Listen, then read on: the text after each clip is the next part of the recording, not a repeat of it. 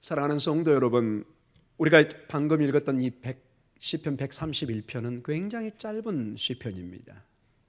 그래서 많은 사람들이 그렇게 크게 신학적으로 주목을 하지 않았었습니다. 그저 여기 나와 있는 다윗의 시요, 성전에 올라가는 순례객들의 그냥 찬양이고 기도의 내용이겠구나 정도로만 생각을 했습니다.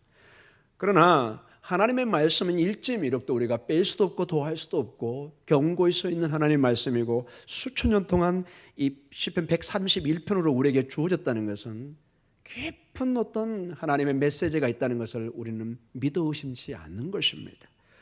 양이 적다고 이게 중요하지 않다는 것이 아니죠. 우리가 언뜻 보면 신학적 의미가 안 보이는 것처럼 보이지만 우리가 본문을 자세히 보면 여기에는 큰 어떤 교훈의 메시지가 있는 것을 보게 됩니다.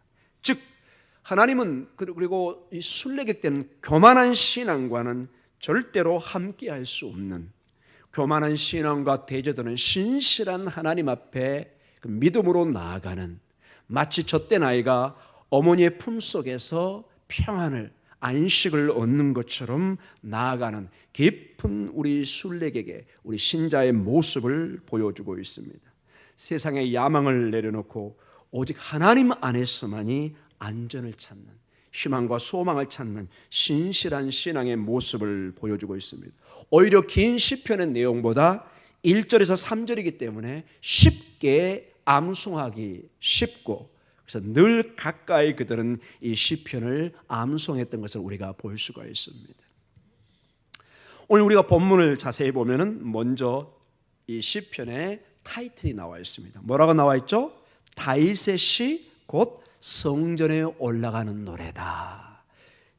즉 이 시편 131편은 다윗과 긴밀한 연관을 가지고 있고 더욱이 이 시편이 특별히 예루살렘 성전과 관련되어 있는, 즉 순례객의 찬양인 것을 보게 됩니다. 다윗이 이런 찬양을 했고 그 뒤를 이은 수많은 이스라엘의 백성들이 예루살렘으로 순례길을 떠나고 성전을 향해서 올라갈 때 이 시편을 암송하고 찬양하고 하나님 앞에 나아갔던 것을 우리가 알 수가 있습니다. 오늘 본문의 내용을 구체적으로 보도록 하겠습니다. 어떤 내용을 그들이 암송하고 찬양했는지, 어떤 내용을 이 다윗이 하나님 앞에 고백하고 나아가는가를 보도록 하겠습니다. 우리 131편 1절을 같이 보도록 하겠습니다. 시작. 여호와여, 내 마음이 교만하지 아니하고 내 눈이 오만하지 아니하며 내가 큰 일과 감당하지 못할 놀라운 일을 하려고 힘쓰지 아니하나이다. 자, 여기에 세 가지 하지 말아야 될 태도와 자세를 보여주고 있습니다. 우리 신앙인의 순례객의 삶에, 우리가 광야의 순례의 삶을 산다고 그러면 천성을 향해서 가는 순례객의 삶으로 우리의 삶을 비유하고 있는데, 여기 시편 131편에서는 이 순례객들이 신자의 삶에서 하지 말아야 될 중요한 세 가지를 말씀하고 있습니다. 자, 그 중에 하나가 무엇이죠? 첫째로, 내 마음이 어떻게 하죠? 교만하지 않습니다. 내 마음이 교만하지 않습니다. 여기서 내 마음이라는 것은 레브라는 히브리 말인데 이 심장을 의미하는 것 동시에 나 자신을 결정짓는 어떤 정체성을 의미합니다. 내면의 자신의 모습, 나의 정체성을 얘기합니다. 김진아기가 누구냐? 그 사람의 심장에 담겨 있다는 것이죠. 이 심장이 그래서 우리 삶의 중심을 의미합니다. 이것은 상당히 우리 동양의, 우리 한국의 사상과도 비슷한 걸 봅니다. 서구에서는 마음 그러면 마인드에서 손이 이쪽으로 올라갑니다. 이 머리로, 뇌로. 상당히 이게 맞는 얘기처럼 보이고 현대과학이 그것을 지지하는 것처럼 보이지만 이상하게도 성경과 우리 동양 사상은 심장을, 이 마음을 어디로 손이 가죠? 이 심장으로 갑니다. 이것은 과학이 풀 수 없는 신비한 점입니다. 저는 앞으로 반드시 과학이 이 심장에도 생각하는 기능이 있다는 것을 밝혀낼 줄 저는 믿습니다.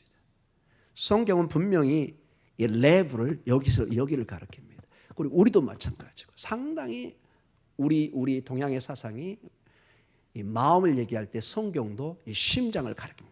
그러나 이것이 단순히 심장뿐만 아니라 우리 전체를 아우르는 정체성, 그 자체, 그 사람의 자체를 가리키는데 그 마음의 이 심장에 교만하지 않도록 결심하고 있습니다.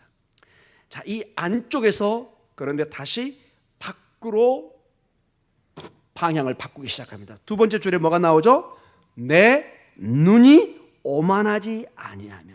자, 이 마음에서 이 안에 있는 것들을 이제 밖으로 방향을 돌립니다. 어디로요? 이 눈으로.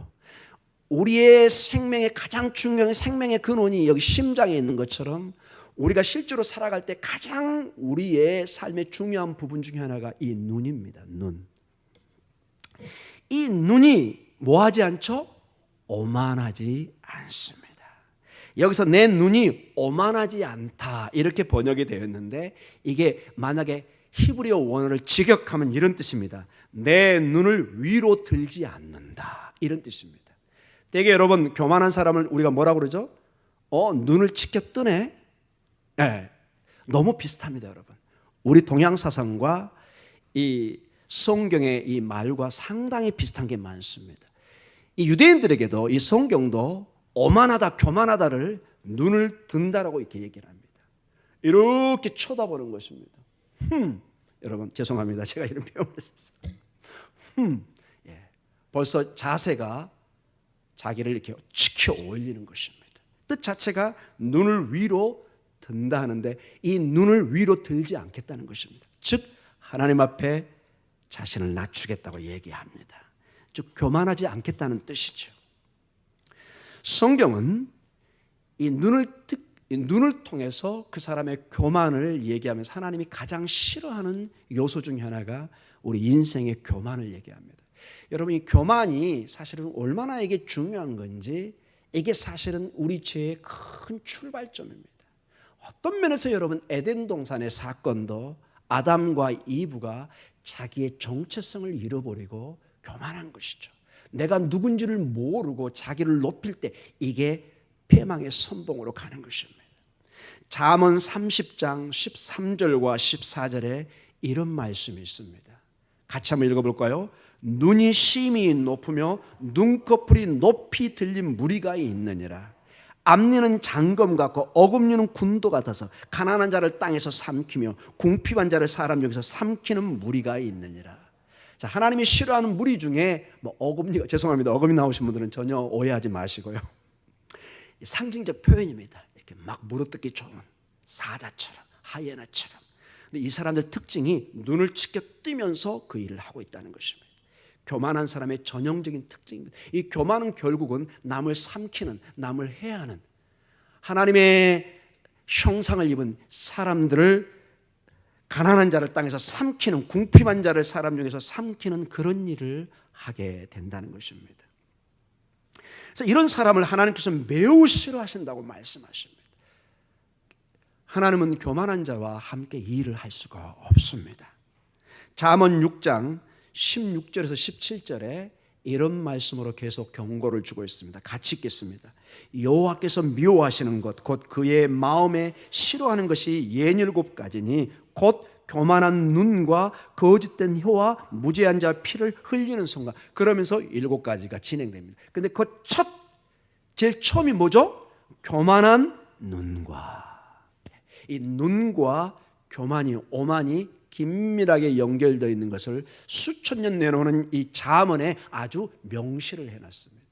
근데 오늘 이 내용에 보니까 시편 131편에도 이 순례자로서 하나님의 성전에 올라가는 하나님의 백성으로서 그의 마음을 교만하게 하지 않고 그의 눈을 치켜뜨지 않는 즉 오만하지 않는 그런 삶을 결단하고 선포하고 있습니다. 그 다음에 계속해 보면 무슨 일이 나오죠? 우리 131편 1절을 계속해서 보도록 하겠습니다. 계속 뭐가 나오죠? 그 다음에 내가 큰 일과 감당하지 못할 놀라운 일을 하려고 힘쓰지 아니하나이다. 조금 특이한 표현이 납니다. 큰 일과 감당하지 못할 놀라운 일, 큰 일, 게돌로트라는 단어를 씁니다. 그 다음에 감당하지 못할 놀라운 일을 니플라우트라는 독특한 히브리어를 씁니다. 제가 왜 이 언어를 쓰냐면은 이 두 단어는 오직 하나님께서 하시는 일들에만 이 단어가 사용됩니다. 이 큰 일, 감당하지 못할 놀라운 일, 이것은 주로 하나님의 구속의 사역이나 하나님의 막강한 마이트한 강력한 사역이 이루어질 때 이 단어들이 나옵니다. 즉 하나님에게 사용되는 단어입니다. 게돌로트, 니플라오트. 그런데 여러분 가만히 생각해 보세요. 고대 왕들은 거의 신적인 존재였습니다. 유일하게 이 공부를 해보면 이스라엘 왕들만이 자기의 신분을 신의 위치에 올리지 않았습니다. 그러나 이집트라든지 메소포타미아, 지금의 니누에나 바벨론이나 아수르 같은 경우는 대부분이 왕들이 신의 위치에 올라가 있었습니다.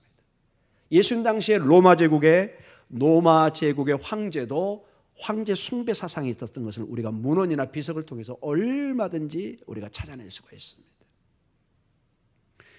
다윗도 여러분 전무후무한 힘과 능력을 가졌던 그런 왕이었습니다. 충분히 큰 일과 감당하지 못할 놀라운 일을 할 수도 있었습니다. 한 예로 이 돌팔매기, 그 돌 하나로 거의 2m가 넘는 그 당시에 최고의 거인인 누구죠? 골리앗을 단 한 번에 무너뜨리는 모습을 봅니다. 많은 사람이 그를 영웅으로 지켜 올리는 것을 보게 됩니다. 이 두 단어는 시편을 보면 하나님의 위대한 일들을 표현할 때 쓰는 단어인 것을 한두 군데 예를 한번 보도록 하겠습니다. 시편 86편 10절을 한번 보도록 하겠습니다. 같이 읽겠습니다. 시작. 주는 위대하사 기이한 일들을 행하시오니 주만이 하나님이시니이다. 자, 하나님이 기이한 일들을 합니다. 니플라우트. 하나님만이 이 기이한 신비의 일들을 해간다는 것입니다. 시편 136편 4절에 이런 말씀이 나옵니다. 같이 읽겠습니다. 홀로 큰 기이한 일들을 행하시는 이에게 감사라. 그 인자하심이 영원함이로다. 모두 다 이 놀라운 일들은 하나님의 강력한 역사에 사용되는 단어인 것을 보게 됩니다.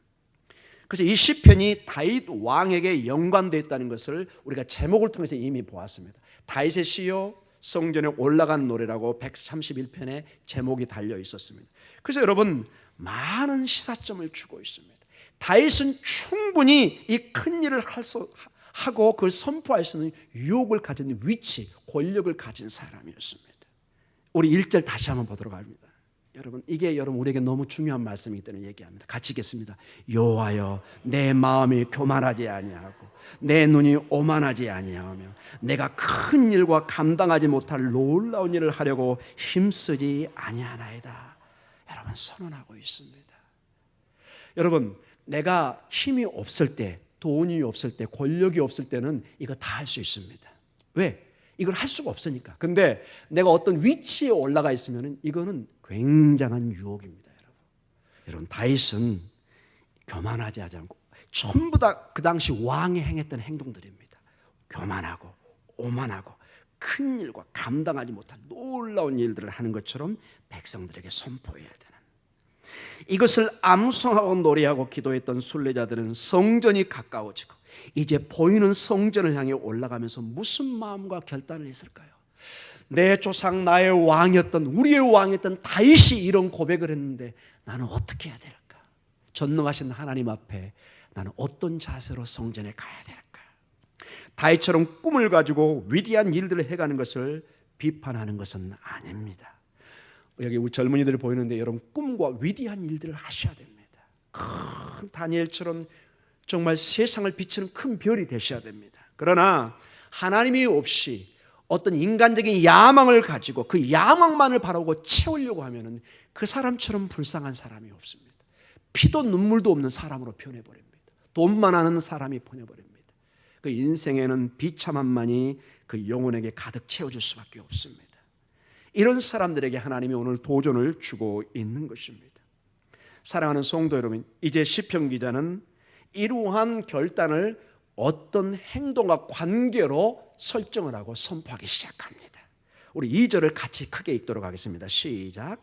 실로 내가 내 영혼으로 고요하고 평온하게 하기를 젖된 아이가 그의 어머니 품에 있음 같게 하였나니 내 영혼이 젖된 아이와 같도다. 아멘. 굉장히 특이한 표현이 나옵니다. 저번 주에도 아기와 그 젖먹이 그 관계가 나왔는데 오늘 이 본문도 연결되는 것을 보게 됩니다. 인생의 수많은 난관과 역경을 이겨냈던 다윗의 고백이라는 것이 참 많은 것을 말해줍니다. 다윗처럼 정말 왕으로 우리가 위대한 다윗만 보지만은 그 왕이 되기 전에 얼마나 비참한 인생을 살았는가는 우리가 너무나 잘 압니다. 제가 이스라엘에서 다윗의 여정을 한번 돌아봤는데 정말 도저히 인생으로는 갈 수 없는 그런 곳을 피하고 다녔습니다. 심지어는 그의 가장 적군이었던 블레셋 지역까지 가서 살기 위해서 침을 흘리면서 미친 척을 해야 되는, 제 미친 애야 상관하지 마, 이 정도까지 행동을 취하면서 목숨을 구걸했던 사람입니다. 여러분 유대 강야 그러면 여러분 굉장히 목가적이고 굉장히 여러분 뭐 아름다운 장소로 생각하지만은 여러분 죽음의 장소입니다. 여러분 가이드가 없이 혼자 갔다가는 여러분 나올 수도 없고 거의 사자나 하이에나나 곰의 밥이 될 수밖에 없는 그런 장소입니다. 다윗이 그곳으로 돌아다니면서 숨고 돌아다녔던 것입니다. 다윗이 거기에 숨었다는 것은 그만큼 어려운 장소였다는 것이죠. 사람들이 쉽게 찾을 수가 없는, 그래서 유대 광야로 숨었던 것을 보게 됩니다. 고난과 역경 그리고 포로의 삶을 살았던 이스라엘 백성들이 고백했던 시편의 내용입니다. 이 다윗의 고백을 수천 년이 흐르면서 이스라엘 백성들이 이 고백을 함께 고백했습니다. 그래서 많은 것을 우리에게 보여주고 있습니다. 고난과 역경 속에서 어떤 것을 우리가 고백하고 생각해 봐야 되는가를 오늘 2절에 말씀을 해주고 있습니다. 오늘 2절에 보면은 이제 막 젖된 아이가 어머니 품에서 안정과 뭘 느끼죠? 평안을 느끼고 있습니다. 여러분 가장 여러분 평안의 모습이 무엇일까요? 어머니, 엄마 품속에 있는 아이의 모습입니다. 여기에 원어의 뜻은 아이가 어머니 품속에서 충분히 만끽하다는 뜻을 가지고 있습니다. 이 아이가 모든 것이 만족한 상태에서 있는 것입니다. 그러면서 새근새근 잠을 잔다든지 얼굴이 방글방글. 여러분 어머니 품속에 있는 아이들을 봐보세요. 대부분이 천사에 가까운 얼굴을 가지고 있습니다. 여러분 천사의 얼굴이 궁금하시죠? 궁금하시죠 여러분? 여러분의 손주의 얼굴을 보시면 됩니다. 여러분의 아이들, 그 꼬마 아이들을 잠자는 모습 보면요, 이게 거의 천사의 모습입니다. 이건 제 얘기가 아니고 어떤 학자의 얘기를 제가 인용한 것입니다. 혹시 제 얘기로 하면 또 오해가 있었을 것 같아서 우리 전사님, 우리 목사님은 천사를 보고 하는 얘기인가? 저 솔직히 못 봤습니다. 그러나 많은 분들이 천사의 얼굴을 우리가 상상한다면은 그 평안한 그 아이의 정말 아무 근심 없이 그냥 새근새근 자는 그 아이의 얼굴이 바로 가장 평안의 얼굴이고 천사의 모습이 아닌가, 그렇게 말하는 사람도 얘기를 들었습니다. 이스라엘 백성들이 어린아이처럼 하나님의 보호 속에 양육되는 모습을 호세아서와 신명기서에 이렇게 얘기하고 있습니다. 어린아이와 하나님과의 관계를 이 교육 차원에서 호세아서와 신명기서에 이렇게 말씀해주고 있습니다. 호세아서 11장 3절과 4절에 이런 말씀이 있어요. 같이 읽겠습니다. 그러나 내가 에브라임에게 걸음을 가르치고 내 팔로 안았음에도 내가 그들을 고치는 줄을 그들은 알지 못하였도다. 내가 사람의 줄 곧 사랑의 줄로 그들을 이끌었고 그들에게 대하여 그 목에서 멍에를 벗기는 자같이 되었으며 그들 앞에 먹을 것을 두었도다. 여러분 호세아서는 이스라엘 백성들이 그 신앙을 떠나서 우상을 숭배하는, 음행하는 그것을 책망할 때 쓰는데 그 내용이 뭐냐? 내가 내 자식처럼 키워왔는데 너희들이 지금 나를 배반했다는 것이죠. 신명기 1장 31절에 이런 말씀이 계속해서 주어지고 있습니다. 같이 한번 읽어볼까요? 광야에서도 너희가 당하였거니와 사람이 자기의 아들을 아는 것 같이 너희의 하나님 여호와께서 너희가 걸어온 길에서 너희를 안으사 이곳까지 이르게 하셨느니라 하나. 아멘. 오늘 이 본문의 신명기를 보니 여러분 신명기는 출애굽 과정을 재해석하고 이제 제2세대, 1세대는 다 광야에서 죽고 약속의 땅에 들어가기 직전에 이 자손들에게 주신 말씀입니다. 그러니까 한마디로 신명기는 전체 출애굽 과정을 재해석하는 신학적 깊은 뜻이 있습니다. 그런데 그 말의 핵심에 오늘 보니까 그냥 군대처럼 확 몰고 온 것이 아니라 부모가, 어머니가, 아버지가 자식을 안고 가듯이 그렇게 품속에 안고 이 여행을 떠나고 있었다는 것입니다. 얼마나 여러분 감사한 일입니까? 그 엄마가, 그 아버지가 떼약빛에서 고아처럼 버려둔 것이 아니라 그 자식을 품에 안고 가는 모습으로 모세는 이 사건을 해석하고 있습니다. 오늘 우리가 읽었던 시편도 순례자들이 마치 어린아이가 어머니를 신뢰하고 의지하는 것처럼 하나님을 신뢰하고 예루살렘에 오르고 있는 모습을 잘 그려주고 있습니다. 그리고 이제 오늘 결론의 말씀이 3절에 이렇게 나와 있습니다. 같이 읽겠습니다. 이스라엘아 지금부터 영원까지 여호와를 바랄지어다. 아멘. 희망과 소망을 얘기합니다. 사랑하는 내 아들 딸들아, 이스라엘아, 젖된 아이가 그 어머니 품에서 평안을 얻듯이 우리 하나님이 너희를 이렇게 보호하고 있으니 이제는 여호와만을 바라봐라. 이제부터 영원까지 라올람, 너희가 오직 의지할 것은 여호와 하나님이다. 여기 본문을 한다면 너희의 어머니다 이렇게 말할 수도 있습니다. 우리가 늘 하나님은 아버지로만 생각하지만 이 본문을 통해서 보면 분명히 어머니의 모습도 그려주고 있습니다. 어떤 아버지 어머니를 구별하자는 것이 아니라 하나님은 여러분 영이시기 때문에 아버지 어머니 어떤 성을 가지고 있는 건 아니죠. 그러나 신약에서는 주로 아버지로 묘사됩니다. 그 당시 문화적인 배경 속에서 아버지로 묘사를 한 겁니다. 그러나 오늘 분명히 보면은 어머니가 나오고 젖된 아이와 관계 속에서 그 어머니, 정말 가장 그 아이를 품속에 안고 사랑하는 그 어머니의 사랑의 모습으로 우리 하나님을 그려주고 있습니다. 이스라엘의 희망을 하나님께 두라고 강력하게 권면하고 있는 것입니다. 그들의 삶에 비록 어려움과 역경이 다가오겠지만 마치 젖된 아이를 돌보는 엄마처럼 하나님께서 그의 백성들을 돌보시기 때문에 궁극적으로 이스라엘이 의지하고 신뢰하실 분은 하나님뿐이라는 것을 강조하고 있습니다. 여러분 성전에 올라가면서 가장 여러분 중요한 게 뭔지 아세요, 여러분? 제가 아마 여기 수요일 강의 시간에 한번 얘기를 했던 것 같기도 합니다. 제가 학교의 학생들한테 가장 중요하게 가르쳐주는 주제 중에 하나가 성전에 오르는 이스라엘 백성들의 우리 교회에 나오는 성도의 자세 중 하나입니다. 여러분 이 성전은 쉽게 얘기해서 헤칼에 따를까요? 헤칼이라는 단어를 가져서 해를 친다고 생각하시면 될 것 같습니다. 이 성전을 헤칼이라는 단어를 쓰는데 이 뜻에 두 가지 뜻이 있습니다. 따라볼까요? 궁전, 성전 두 가지 뜻이 있습니다. 이 헤칼이란 말 자체에 궁전과 성전이란 말이 있습니다. 여기에는 큰 중요한 말이 있고 오늘 본문에 아주 지대하게 해당되는 말입니다. 자, 하나님의 성전을 궁전이란 단어로 같이 썼습니다. 여러분 궁전은 누가 사는 곳이죠? 왕이 사는 곳입니다. 이 왕궁의 기본적인 기능이 무엇이냐? 신하는 왕에게 충성을 맹세해야 됩니다. 무엇을요? 충성을 맹세해야 됩니다. 그리고 왕은 신하와 백성을 책임져야 됩니다. 이게 서로 관계입니다. 그러나 절대로 신하가 궁전에서 왕 외에 다른 사람에게 충성을 맹세하면 죽음입니다. 두 개의 태양은 있을 수가 없습니다. 그런데 이 단어가 동일하게 어디에도 사용되고 있다고요? 하나님의 성전에도 사용되고 있습니다. 이것은 굉장히 중요한 신학적인 의미를 가지고 있습니다. 여러분 교회에 나온다는 것, 성전에 간다는 것은 다른 그 무엇보다 이 순례길의 가장 핵심이 무엇일까요? 그러면 예루살렘 성전에 와서 이스라엘 백성들이 뭘 맹세해야 돼요? 충성을 맹세해야 되는 거예요. 여러분 충성 누구에게만요? 하나님에게만. 아멘.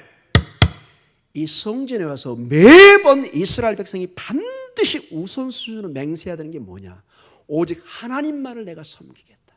하나님만이 나의 창조주다. 이 충성을 맹세해야 됩니다. 왜냐? 그 당시에 수많은 지역에 바마, 즉 산당들이 있었습니다. 이방 신전들이 있었습니다. 그걸 지나치고 와야 됩니다. 거기에 숭배를 할 유혹을 받습니다. 그걸 다 떨쳐내고 예루살렘 성전에 와서 가장 우선순위가 여호와 하나님께 충성하는 충성을 맹세해야 됩니다. 그 충성 가운데 하나님이 이스라엘 백성들을 축복하고 이스라엘 백성들을 보호하고 제사를 통해서 하나님이 화해, 용서를 하십니다.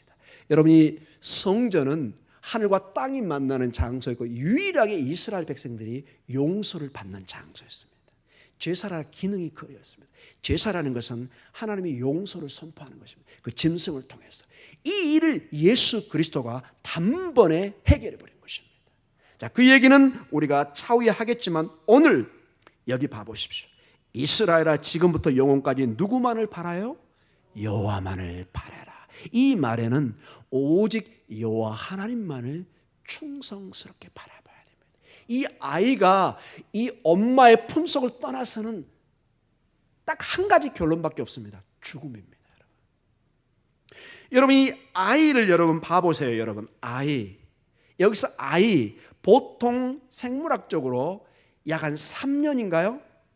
자, 기록해 보니까 한 3년 정도는 전적으로 부모의 돌봄이 없으면 아이는 죽습니다. 자기 스스로 밥을 먹고 살아갈 수 있는 존재가 아닙니다. 마찬가지로 우리가 그 아이처럼 하나님의 품을 떠나서는 우리에게 희망의 생명이 없는 것을 보게 됩니다. 결론적으로 말씀을 맞춰가면서 기도의 시간을 갖도록 하겠습니다. 오늘 시편 131편의 메시지는 아주 단순합니다. 교만과 오만과 큰일과 감당하지 못할 놀라운 일들을 절대로 이 일들은 내 영혼을 고요하고 평안하게 하지 못하는 것이라는 것입니다. 세상 사람들은 교만하고 오만하고 큰 일을 통해서 자기의 명성과 세상을 정복하려고 합니다. 이게 그 당시 왕의 특징이었고 모든 사람들의 지금 여러분 주변에 많은 사람들의 태도입니다. 그러나 그것이 영혼의 안식과 고요함을 영원한 생명을 가져올 수가 없다는 것입니다.